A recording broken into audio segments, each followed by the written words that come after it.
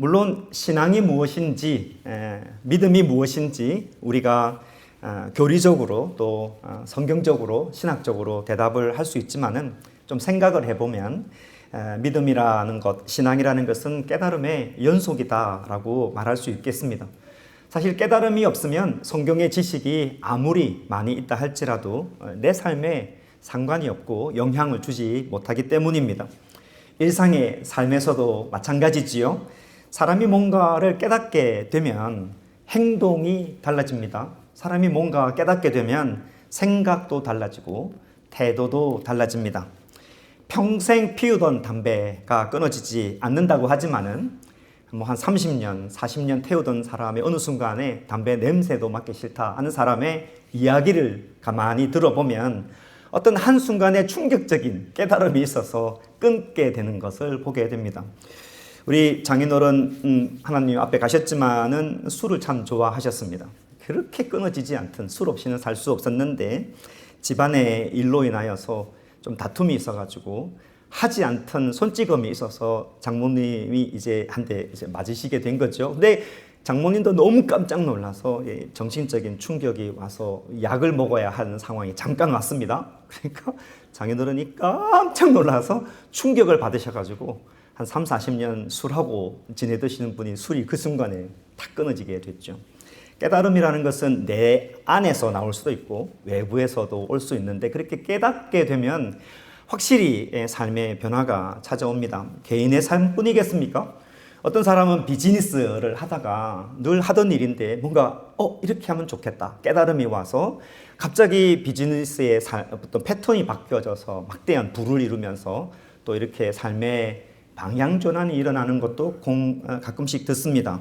과학자는 또 어떻습니까? 늘 하던 연구였는데 어느 갑자기 하고 깨달음이 와서 논문을 쓰게 되고 또 과학계뿐만 아니라 그것으로 인하여서 세상 문화가 바뀌어지게 되는 엄청난 변화가 깨달음에서 시작이 된다. 이렇게 말씀드릴 수 있습니다. 깨달음은 그렇게 큰 힘이 있습니다. 신앙도 마찬가지 아니겠습니까? 늘 밋밋하게 살아가고 신앙하지만은 깨달음이 왔을 때는 막대한 힘을 얻어서 여러 가지 면에 우리의 삶에 영향을 미칠 것입니다. 그러나 그렇다고 해서 모든 사람이 늘 깨닫고 사는 것은 아닙니다. 다들 평범하게 살아갑니다. 바쁘잖아요. 깨닫는다는 것은 쉬운 것 같으면서도 사실 상당히 어려운 일입니다. 왜냐하면 왜 그렇게 어려울까 생각을 해보면 보이지 않는 경계, 울타리, 경계선이 있기 때문입니다. 그것을 넘어서야 하는 용기가 필요하기 때문이지요. 내가 쳐놓은 울타리, 그리고 사회가 이렇게 해야 합니다라고 정해놓은 경계선, 울타리, 또 이렇게 행동해야 합니다라고 상식이 쌓여서 만들어진 전통, 그런 규범들을 넘어선다는 것은 상당한 용기가 필요한 일입니다. 그래서 깨닫는다는 것, 어떤 경계선을 넘어선다는 것은 마치 휴전선을 넘어가야 될 만큼의 용기가 필요하다는 거죠. 그 용기도 엄청난 용기가 됩니다. 죄송하게도 사실은 우리가 연세가 좀 나이가 지긋이 있으신 분들이 많은데 젊은 사람들이 잘 깨닫습니다. 우리의 과거를 좀 돌이켜보면 왜 그러냐면 경계선이 좀 얕고 생각에 유연성이 있기 때문입니다. 그러나 나이가 들수록 자기만의 생각이 점점 강해지고 나만의 울타리가 높아지고 자신의 생각이 확고하기 때문에 깨닫고 경계선을 넘어서는 게 좀 어려운 부분이 있습니다. 그래서 나이가 들수록 경계선을 넘어선다는 것은 삶의 뿌리를 흔들 만큼의 쉽지 않는 도전이 되는 거지요. 우리 가끔씩 저도 보는데 나는 자연인이다 이런 프로그램 있지 않습니까? 우리 아버님들 되게 좋아합니다. TV 있으면 TV로 보고 유튜브 있으면 유튜브로 보고 많이 보지요. 안 보신 분들도 있겠지만은 한번 보면 빠져듭니다. 그런데 프로그램 보면 정말 재미없습니다. 한 산 속에 들어가서 어떤 사람이 그게 집을 짓고 농사도 하고 닭도 키우고 음식 혼자서 해먹는 속세를 떠나서 혼자 있는 프로그램인데 정말 재미없습니다. 그런데도 불구하고 우리 아버지들이 그렇게 보고 있는 거죠. 왜 그럴까요? 떠나고 싶은 거죠. 가고 싶은 겁니다.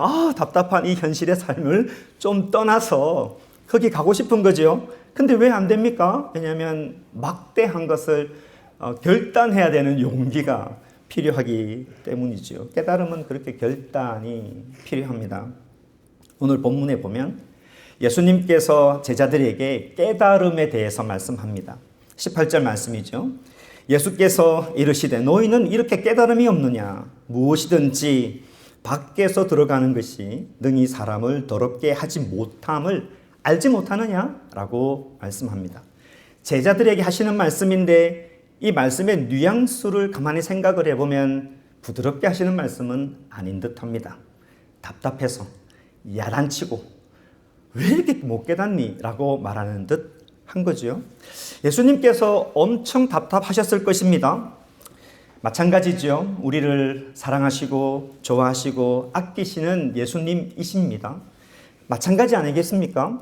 우리가 뭔가를 깨닫지 못하고 내 삶의 울타리에 갇혀서 예수님께서 말씀하시고 나에게 도전하시는데 내가 전혀 깨닫지 못하고 내 생각에 사로잡혀서 내가 옳다라고 계속 튕기면서 살아간다면 우리 아버지께서, 우리 예수님께서 얼마나 답답해 하실까 그런 생각을 하게 됩니다.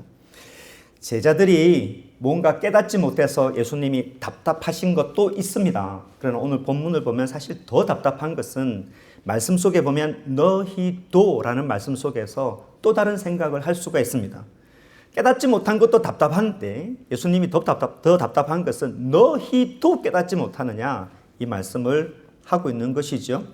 그러니까 너희도는 다른 사람을 포함합니다. 너희도 저기 바리새인들, 저기 서기관들처럼 깨닫지 못하느냐? 어떻게 너희는 저 사람들과 같이 생각을 하느냐? 이 말씀이 있는 거죠. 우리가 쭉 마가복음을 보면서 제자의 삶의 여정을 같이 쭉 따라왔습니다. 서기관들과 같으면 안 되죠. 바리새인들과 같으면 절대 안 되는 사람들이 이 제자들입니다.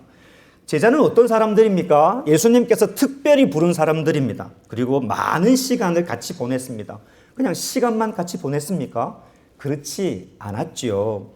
예수님께서 가르치셨습니다. 회당에서도 가르치시고 길거리에서도 가르치시고 평지에서도 가르치시고 해변가에서도 가르치시고 낮밤을 가리지 아니하고 많은 사람들에게 하나님의 말씀을 생생하게 가르쳤는데 제자들은 특권을 가지고 제일 앞에서 입석도 아니고 제일 앞에서 생생하게 예수님 옆에서 뒤로 살아있는 하나님의 말씀을 들었던 사람이 제자들입니다.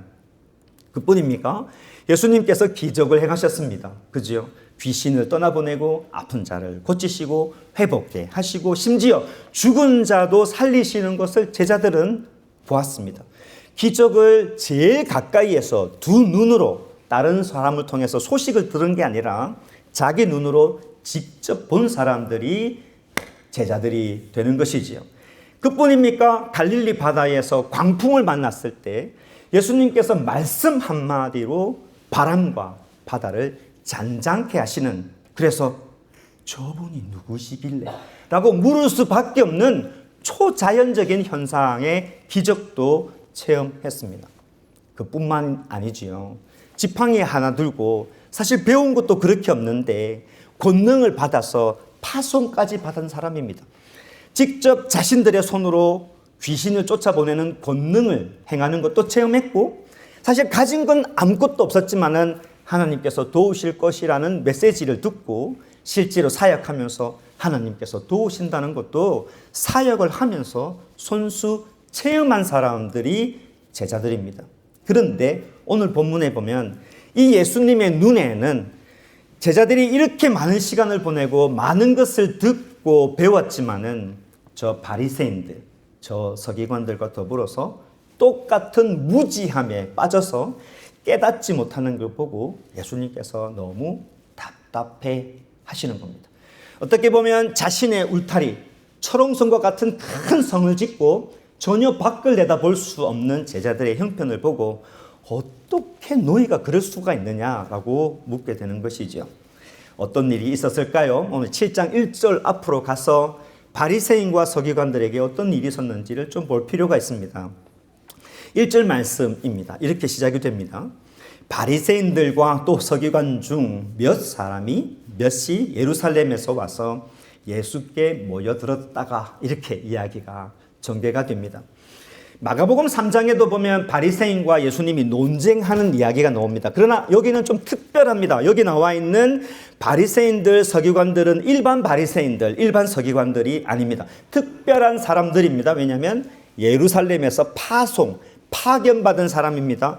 예수님에 대한 소문이 온 지역에 번지게 되니까 저 사람이 누구냐라고 파악하기 위해서 바리새인 중에 바리새인, 율법사 중에 율법사인, 성경에 대해서 도 같은 사람, 지위와 명예를 가지고 있는 대표되는 사람들이 예수님을 찾으러 왔습니다. 이유는 간단하지요.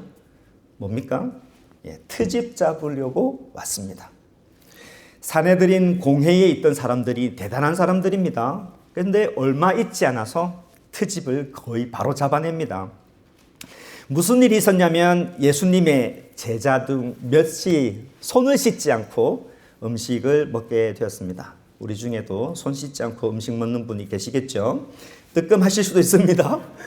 그런 것을 보고 이 두 사람, 이 대표되는 사람들이 정중하게 그러나 굉장히 속으로는 야비하게 질문을 하죠. 5절 말씀입니다.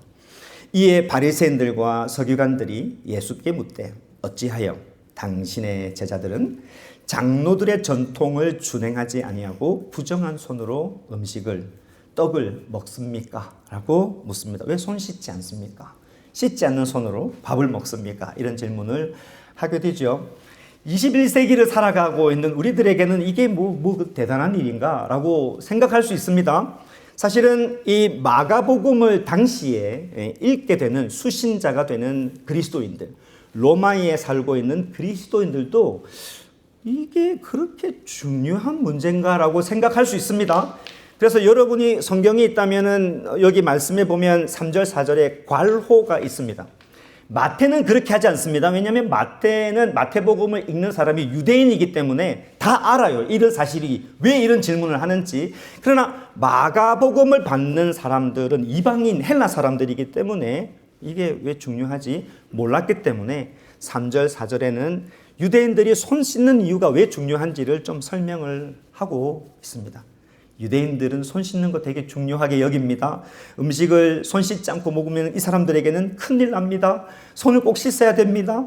그릇까지 씻습니다. 이렇게 안 하고 먹으면 안 된다는 자신들만의 전통이 있습니다. 라고 추가 설명을 성경에 보면 쭉 해놓았습니다.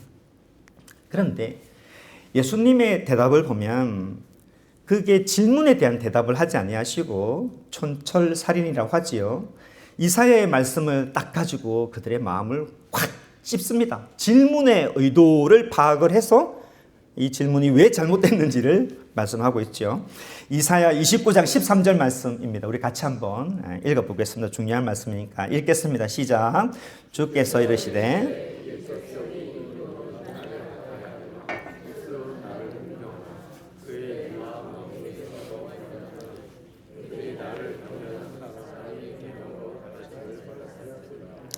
네, 이 말씀들은 우리가 여러 번 들었기 때문에 무슨 말씀인지 대략은 알 것 같습니다.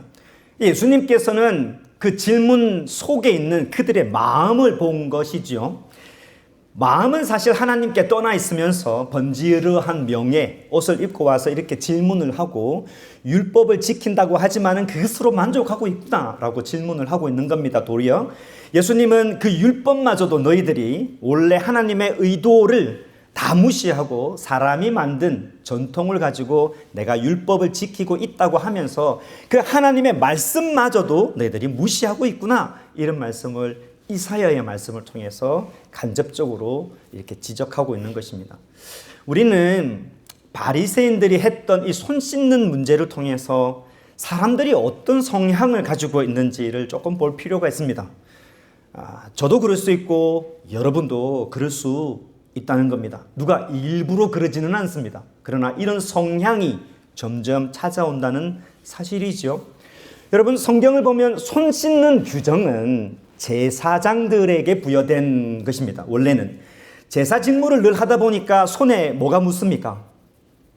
피가 늘 묻습니다. 그러니 피가 부정하니 성소에 들어가기 전에 물두멍에 손을 씻어라는 규정이 있습니다. 그렇게 되어 있는 말씀이지요.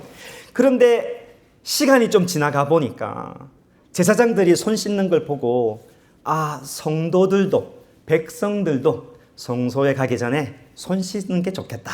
우리도 그렇게 하면 거룩할 수 있겠다라는 의견이 나오기 시작한 겁니다. 이 의견이 좀 더 확대되어서 성소에 갈 때뿐만 아니라 밥 먹기 전에 손을 씻는 게 좋겠다. 이렇게 확대어져 가는 것을 보게 됩니다. 그지요? 원래는 제사장의 손 씻는 행위는 거룩한 직무를 위한 것입니다. 손이 부정한 게 아니라 손에 묻은 피가 부정을 하여서 이걸 씻어야 되는 일인데 시간이 지나감에 따라 원래 피는 다 사라지고 손 자체가 부정한 것으로 사람의 생각이 바뀌어져 가면서 그것으로 자신의 거룩을 지키려고 하는 어떤 성향을 보게 되는 것이죠. 그렇게 사람이 어디 한 곳에 집착하게 되면 뭐가 생깁니까? 병이 생기기 시작하는 것이죠. 그래서 유대 전통에 보면 이런 이야기가 있습니다. 밤에 잠잘 때 악귀가 마귀가 손에 붙는답니다. 아침에 일어나서 손 씻지 않고 밥을 먹으면 손에 묻어있던 마귀가 자기 속에 들어와서 자기를 부정하게 만든다는 공공한 이야기가 이들의 전통 속에 생겨지게 됩니다.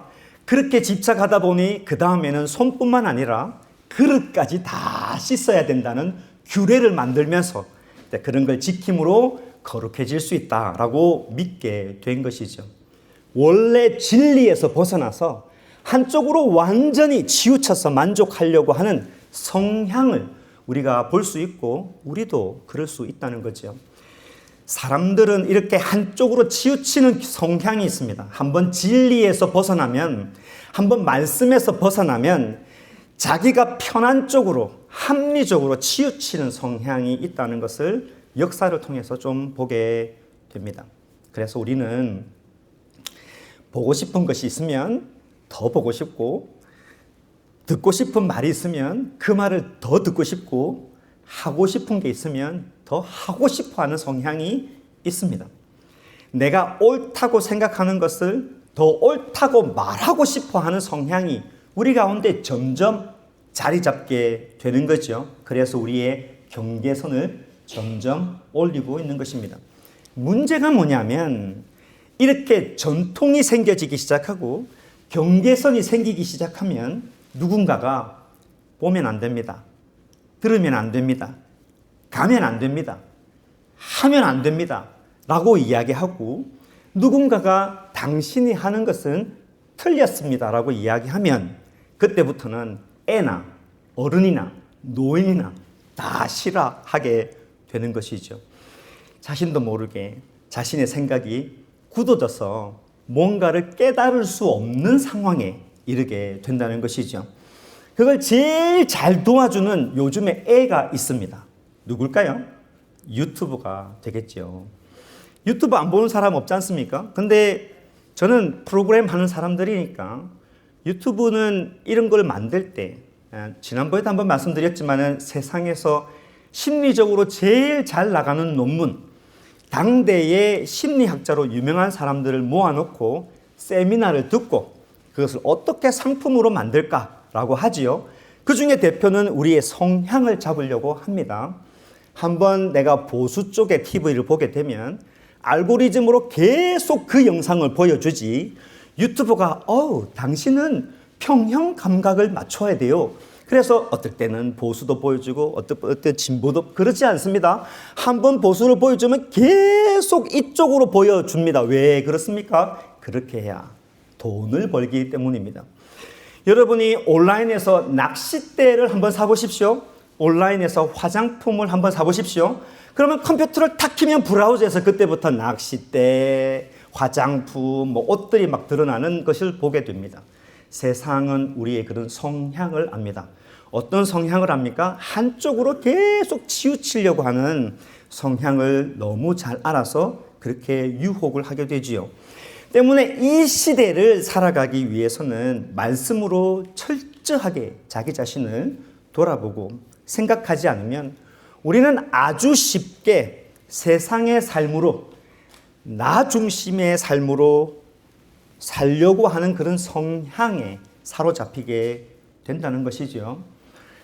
깨닫지 못합니다. 예수님이 이런 말씀을 하셔도 도대체 무슨 말인가 생각하기 시작합니다. 그래서 예수님께서는 깨닫지 못하는 바리새인들, 서기관들에게 좀 너희들이 얼마나 잘못하고 있는지 앞에 말씀해 보면 예를 들어줍니다. 그 예가 고르반이라는 예가 됩니다. 성경을 좀 보시면 잠도 좀 덜 오고 생생할 수 있겠죠. 고르반이라는 말은 히브리어입니다. 뜻이 있겠죠. 가져오다, 가까이 하다 이런 동사 카라브에서 오게 된 단어인데 고르반의 뜻은 하나님께 가까이 가게 하는 것이 고르반이란 뜻입니다. 뭐가 그렇게 불려지겠습니까? 제물이지요. 예물입니다. 제사 드릴 때 예물을 드리는 그 예물을 보고 이걸 고르반이다 라고 히브리어로 부르게 되지요. 그 단어를 두고 예수님께서 이 바리새인들, 서기관들, 유대인들이 뭘 잘못하고 있는지, 어떤 성향을 가지고 있는지를 다시 한 번 더 말씀하고 있습니다. 십계명에 이런 말씀이 있죠. 10절 말씀에 모세는 내 부모를 공경하라 하고 또 아버지나 어머니를 모욕하는 자는 죽임을 당하리라. 이런 분명한 말씀이 있지 않냐라고 굉장히 엄격한 말씀이 있습니다.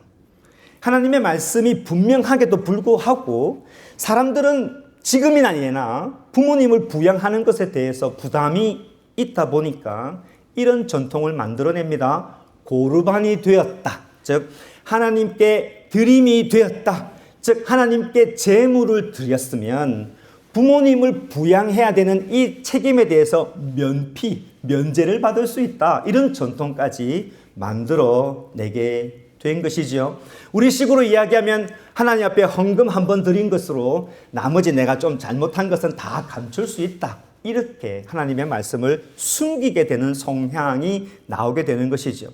결국은 예수님께서 부모를 섬겨야 된다는, 공경해야 된다는 이 말씀을 통해서 우리의 성향을 지목하는데 결국은 진리의 말씀을 떠나서 편하게 살고 싶은 이기적인 성향으로 우리는 점점 가면서 나는 잘하고 있다라고 말하려고 하는 우리의 성향이 있다라고 이야기하고 있습니다. 역사를 보면 이런 성향의 하이라이트가 있습니다. 언제냐면 중세 시대죠. 면죄부가 되겠습니다. 그 전에 11세기, 12세기에 보면 십자군 원정을 가는데 군인들이 필요하잖아요. 지원하는 군인이 없으니까 이 지원하면 죽어서 받을 형벌들이 일부 면제될 수 있다. 이런 이야기를 하면서 군인을 모집하게 됩니다. 그리고 14세기, 15세기쯤에 가니까 성전을 건축을 하는데 돈이 없다 보니까 면죄부를 팔기 시작합니다. 이 면죄부를 사시면은 당신이 죽어서 받을 형벌들이 100% 면제됩니다. 이런 이야기가 이제 드러나게 된 것이죠. 생각해 보면 파는 사람이나 사는 사람이나 매 한 가지 아니겠습니까? 그러나 그 역사를 통해서 파는 사람은 얼마나 진지했을 것이고 사는 사람도 그걸 얼마나 진지하게 샀겠습니까? 우리 안에 있는 성향이 그렇다는 겁니다. 어쨌든 내 죄는 감추고 진리를 떠나서라도 내가 하고 내 마음대로 하면서 약간 어두운 것은 살짝 숨기고 싶어 하는 성향이 우리 가운데 있는 것이지요. 진리에서 벗어나 엄청난 죄악을 저지르고 있음에도 불구하고 계속해서 합리적인 방법을 찾고 그래서 스스로에게 나는 괜찮다, 나는 옳다라고 주장하려고 하는 성향이 우리 가운데 있다는 것입니다. 이게 남의 이야기일까요? 교회가 갈등이 있어서 두 파로 나누어져 있는, 그래서 맨날 매주마다 예배 드리고 난 다음에 싸우는 교회를 한번 찾아가 보십시오. 부부간의 갈등이 있어서 첨예하게 대립되는 현장을 한번 다 경험해 보셨겠지만 있어 보십시오. 사업이 뜻대로 되지 않아서 극도로 힘들 때 그때 자기 자신을 가만히 한번 보십시오. 그때 우리의 성향이 드러납니다. 하나님의 말씀이고 뭐고 간에 내가 지금 중요하고 내 이권이 중요하고 내 감정이 그때는 너무 중요하게 되는 거지요. 한국에서 사역을 할 때 장주일학교 사역이었는데 장로님 한 분하고 안수 집사님이 다퉜습니다. 심하게 다퉜습니다. 제가 중재를 서야 되는 상황이었습니다. 그런 자리 너무 싫습니다. 그래서 어쨌든 이러면 안 되고 모범이 안 되니까 이제 식사 한번 하시죠. 그래가지고 불러 모아서 중재를 서면서 하나님 말씀을 이야기하며 지금 상황이 이런데 하나님의 말씀은 이렇게 말씀을 하니 우리가 피차 좀 이해하고 양보하고 그러는 게 좋지 않겠습니까? 라고 말씀을 드렸더니 속칭 씨알이 먹히지 않습니다. 하나님의 말씀이 전혀 먹히지가 않아요. 완전히 45도로 서로 딱 등 돌리고 나는 옳고 네가 틀렸다. 이거밖에 없는 것을 보았습니다. 성향이 우리 가운데 있는 것이죠. 아무리 말씀을 많이 공부하고 아무리 장로의 직분을 받고 아무리 목사의 직분을 받아도 우리 안에 있는 마음밭이 하나님의 밭이 되지 않으면 결국 자기 성향을 쫓아갈 수밖에 없는 우리를 더럽게 하는 것이 이 안에 있다는 것이지요.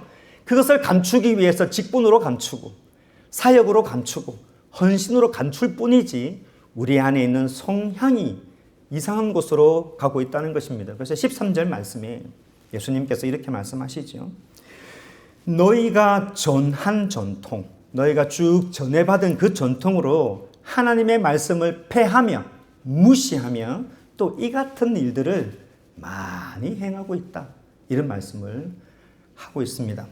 너희가 가진 성향, 너희가 만든 법으로 하나님의 말씀을 완전히 무시하는 일을 너무 많이 하고 있구나. 이런 말씀을 하면서 우리 자신을 가만히 또 돌아보게 하는 거죠. 예수님께서 이런 말씀을 하시고 어차피 못 깨달으니까 그래서 그런지 모르지만은 결론으로 사람들을 불러 모아서 이렇게 말씀합니다. 깨달아야 됩니다. 내 말을 깨달으십시오. 바리새인 서기관들 같이 있는 무리들을 다 모아서 15절 16절에서 이렇게 말씀합니다. 같이 읽어볼까요? 무엇이든지 밖에서 사람에게로 들어가는 것은 능히 사람을 더럽게 하지 못하되 사람 안에서 나오는 것이 사람을 더럽게 하는 것이니라. 그렇게 말씀하셨습니다. 우리는 이게 무슨 뜻인지 이제 알고 있지요. 그러나 성향의 관점에서 말씀을 다시 볼 필요가 있다는 겁니다.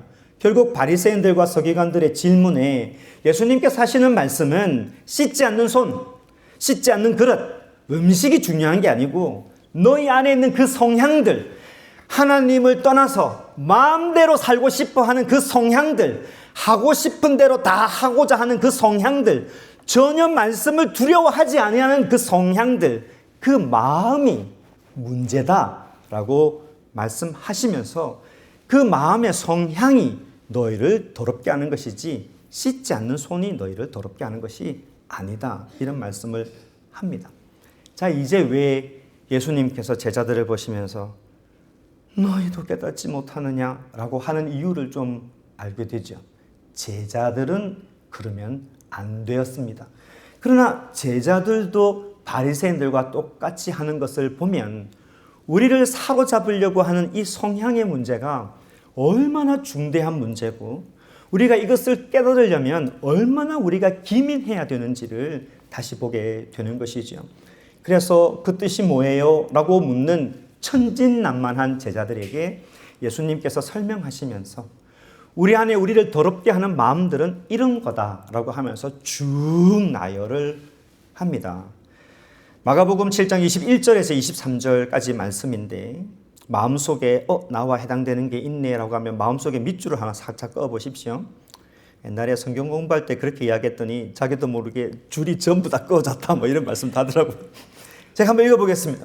속에서 곧 사람의 마음에서 나오는 것들은 악한 생각들인데 곧 그게 뭐냐? 음란, 도둑질, 살인, 간음, 탐욕, 악독과 속임과 음탕과 질투와 비방과 교만과 우매함이니 그런 성향들을 지금 말씀하고 있죠. 23절 이 모든 악한 것이 다 속에서 나와서 사람을 더럽게 하느니라 이런 말씀하고 있습니다. 원문을 보면 이제 말씀을 좀 정리해 가고 있는데 앞에 12가지가 있습니다. 앞에 6가지는 헬라어로 보면 복수로 되어 있습니다.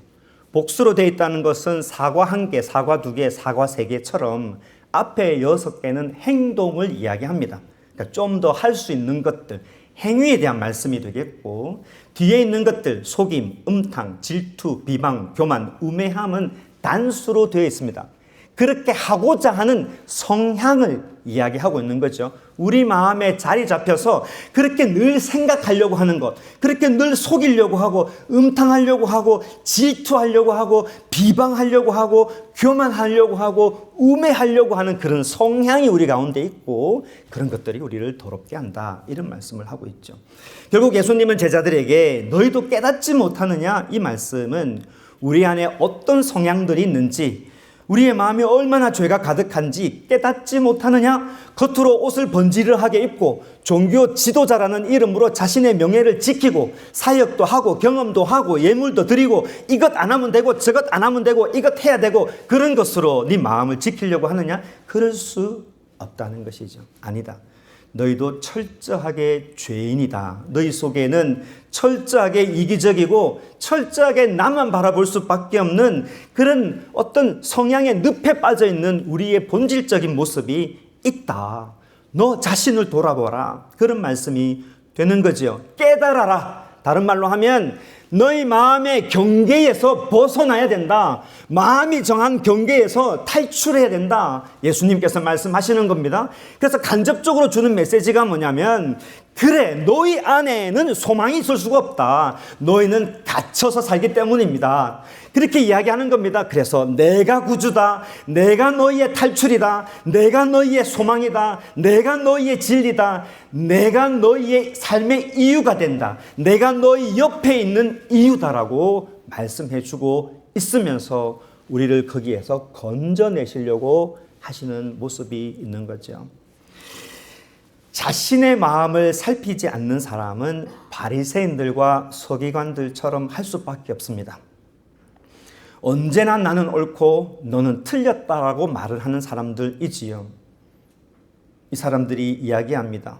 왜 당신들의 제자들은 손을 씻지 않고 밥을 먹습니까? 이렇게 말하는 것처럼 우리의 마음이 그런 성향에 가득 차 있으면 나는 잘하고 있고 너가 문제다라고 항상 이야기할 수밖에 없는 것입니다. 나는 아무런 문제가 없고 세상이 문제다라고 이야기하면서 당신만 잘하면 된다라고 이야기하게 되지요. 문제는 정말 깨닫지 못하는 나의 강박함에 있습니다. 나는 절대 그런 사람이 아니라고 생각하지만 예수님은 그 마음을 잘 봐라 라고 말씀하고 있지요. 말씀을 정리하려고 합니다. 예수 그리스도 하나님 앞에 나아가는 사람은 자신의 모습을 마치 거울 보듯이 볼 수밖에 없습니다.